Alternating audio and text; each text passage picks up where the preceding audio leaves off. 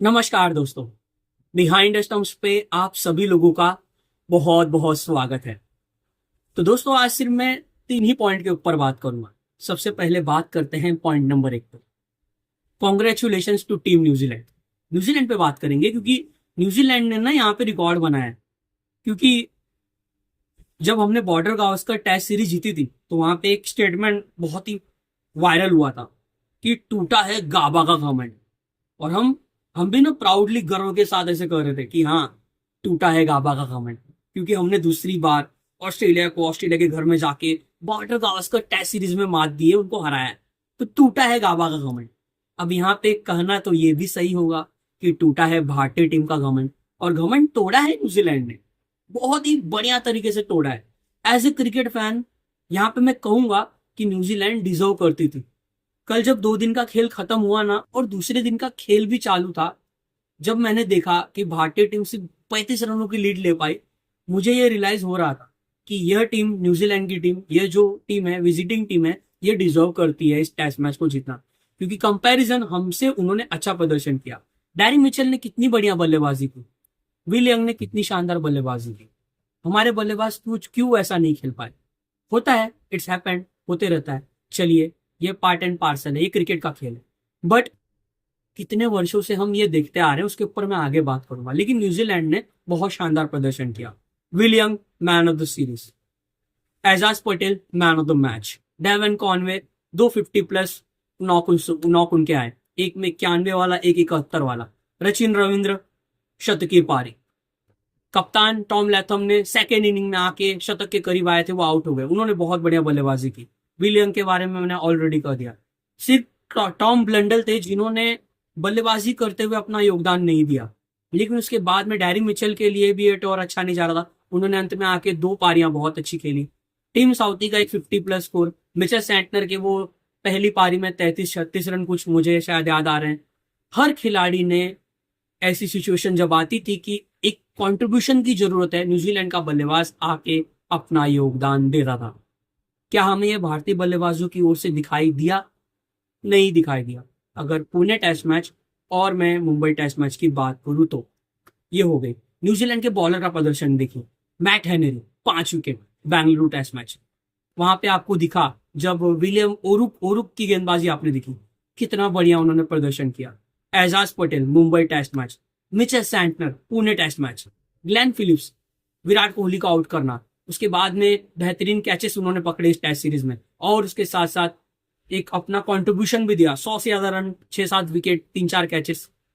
और क्या चाहिए? आप एक पार्ट टाइम स्पिनर से क्या उम्मीद कर सकते हो? उन्होंने अपना काम बहुत बढ़िया तरीके से करके दिया।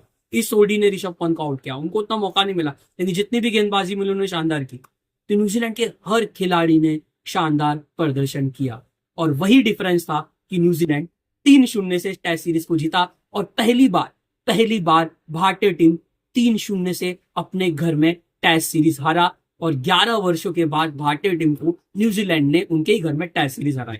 तो रिकॉर्ड बनते ही है टूटने के लिए कि भारतीय टीम लगातार 18 होम टेस्ट सीरीज जीत रही थी और उस जो ब्रेक लगा उस पे वो न्यूजीलैंड ने लगाया, उस विनिंग स्ट्रिक पे आके। और उसके साथ साथ 3-0 की एक हार भी दे दी भारतीय टीम को, कि भारतीय टीम अपने घर में पहली बार 3-0 से टेस्ट मैच हारा है, जो कि एक शर्मनाक हार है कहना होगा। बट ये होगा दोस्तों, रिकॉर्ड है, बनते हैं, टूटते हैं। कल हम जाके किसी अवे सीरीज जब हम खेलेंगे तो वहां पे भी हम 3-0 से जीतेंगे। ऐसी सिचुएशंस आएंगी, हम अच्छा प्रदर्शन करेंगे जैसा हमने ऑस्ट्रेलिया में 2 बार किया है। मे बी ये बीजीटी में भी हम अच्छा प्रदर्शन कर जाए, बट होगा ऐसा। बट भारतीय टीम 3-0 से कैसे हार गई? पॉइंट नंबर 1 मैंने कहा न्यूजीलैंड के ऊपर। अब आते हैं पॉइंट नंबर 2। पॉइंट नंबर 2 जो कि बहुत ही इंटरेस्टिंग है।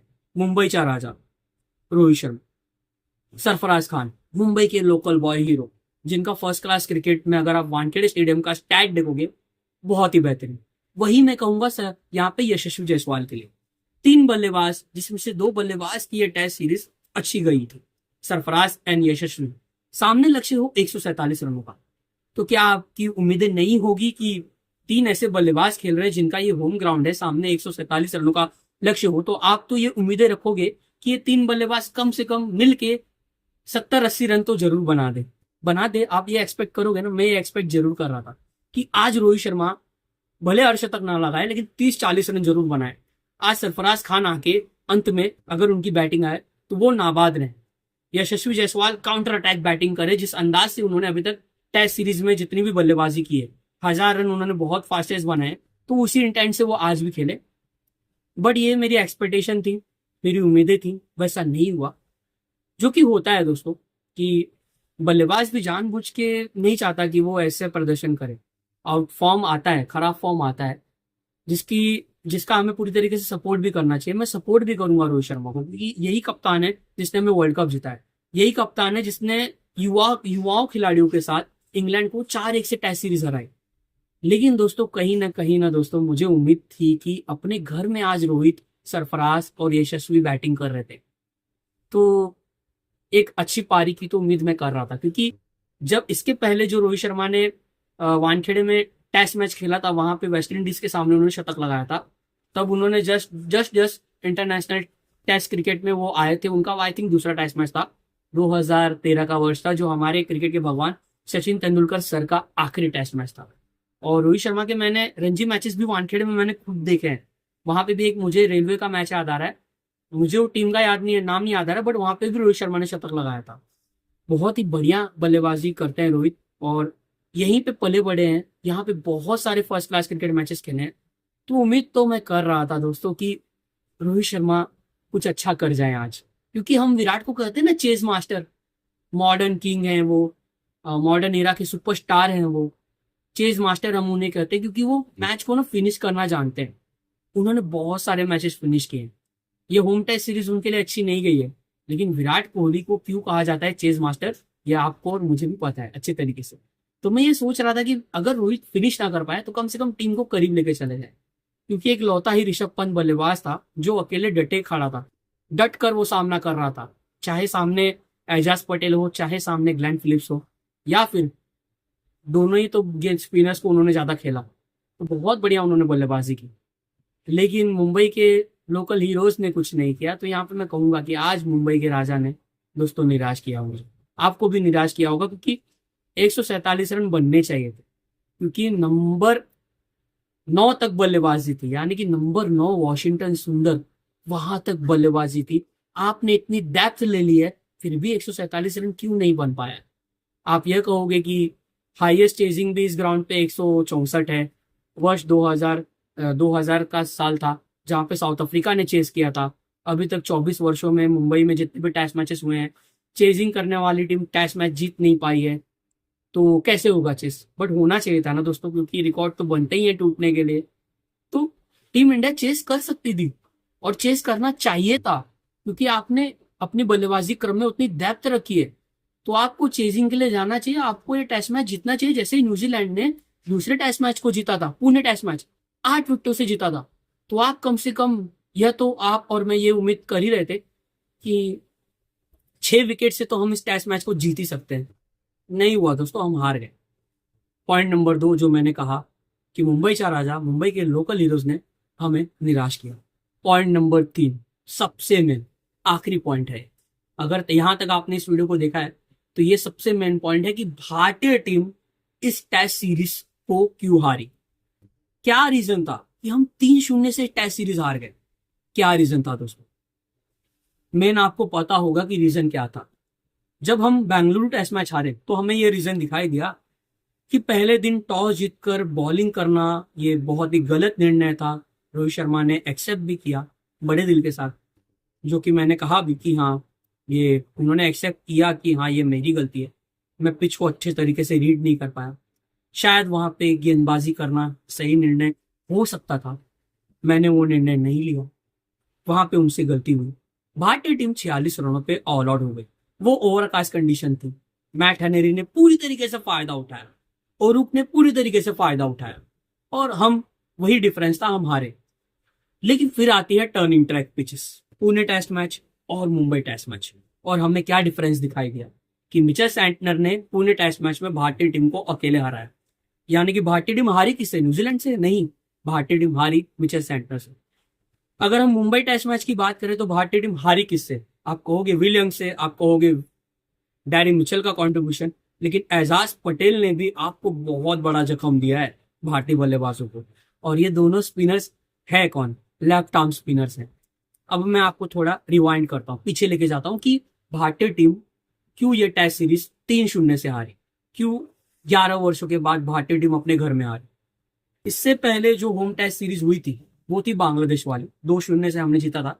लेकिन वहां पे कहीं ना कहीं हमें ये दिखाई दिया था कि मेहदी हसन मिराज बहुत परेशान कर रहे थे, विराट कोहली को भी, शुभमन गिल को भी, रोहित शर्मा को भी। हमें ये दिख रहा था कि मेहदी हसन मिराज परेशान कर रहे हैं। बांग्लादेशी स्पिनर्स कहीं ना कहीं भारतीय बल्लेबाजों को अनकंफर्टेबल महसूस करा रहे थे, यह हमें दिखा।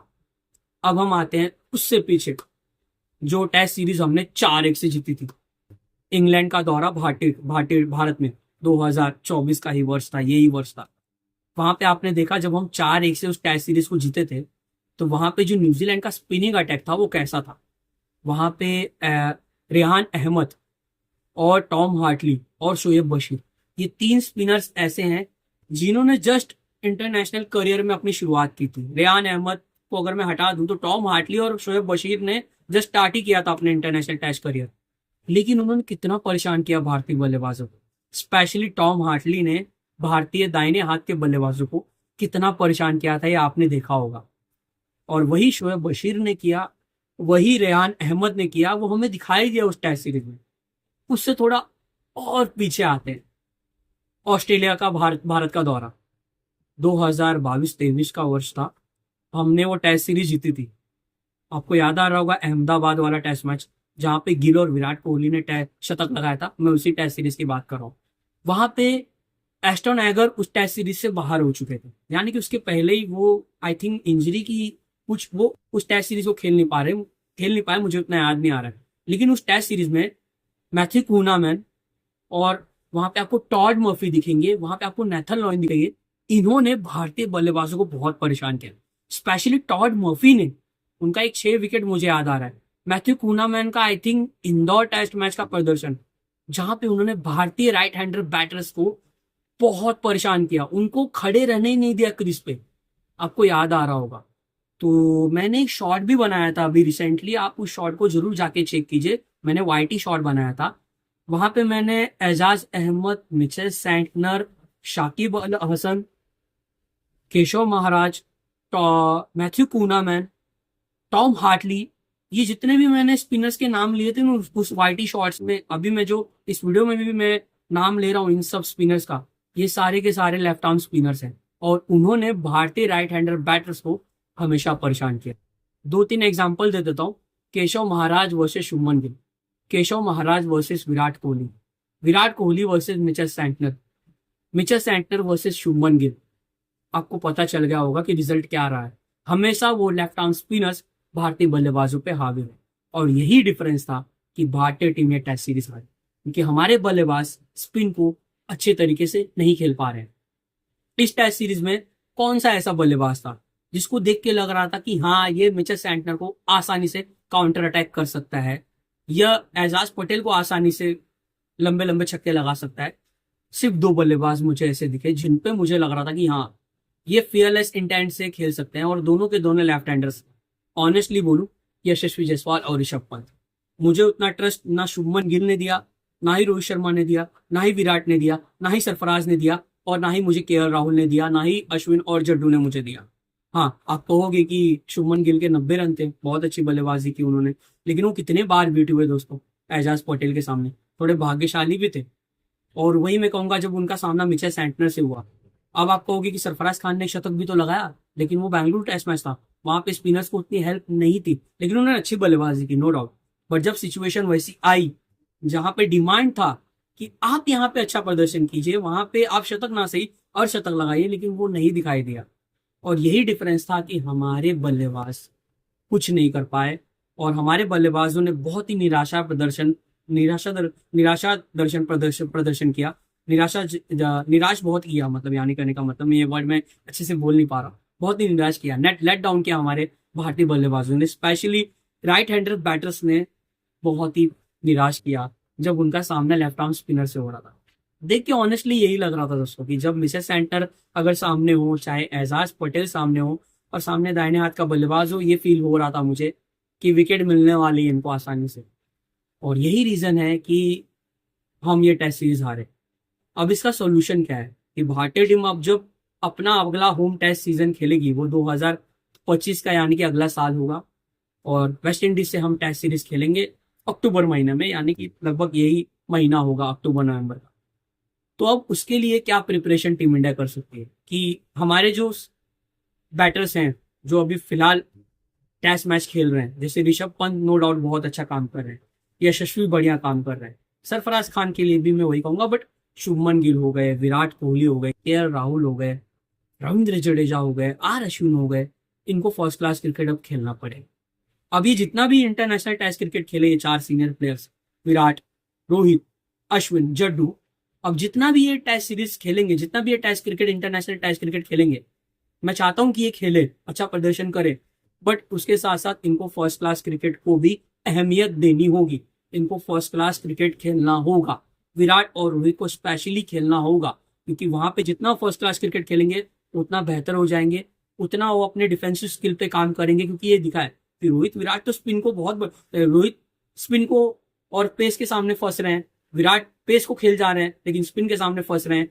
और अगर आप देखोगे कि थोड़ा ओवरकास्ट कंडीशन हो तो विराट और रोहित फंस जाते हैं। तो फर्स्ट क्लास क्रिकेट जितना खेलेंगे उतना विराट और रोहित शर्मा बेटर होते जाएंगे, बेहतर होते जाएंगे। तो फर्स्ट क्लास क्रिकेट को अब अहमियत देनी होगी।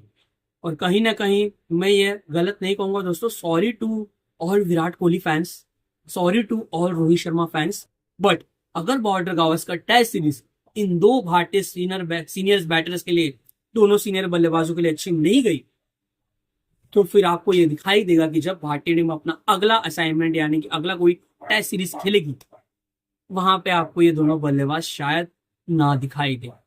बहुत बड़ा एक क्वेश्चन मार्क खड़ा होगा, बहुत आलोचना भी हो सकती है। तो भारतीय टीम ने टेस्ट सीरीज हार गई।